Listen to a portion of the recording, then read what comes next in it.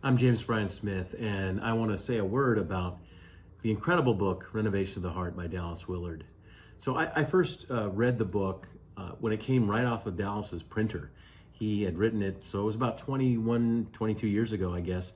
Here's a picture of Dallas and I. I was his teaching assistant for a class he taught at Fuller. And this was actually the year that I read that. So he gave me the copy of the book to read it, said if you have any suggestions, let me know. And so I read it and I was blown away, because here was a book on theological anthropology, which is a really hard subject. And Dallas, who's a brilliant philosopher, wasn't just giving us some ideas philosophically. There's a model, there's a diagram. It's real specific, it's really clear.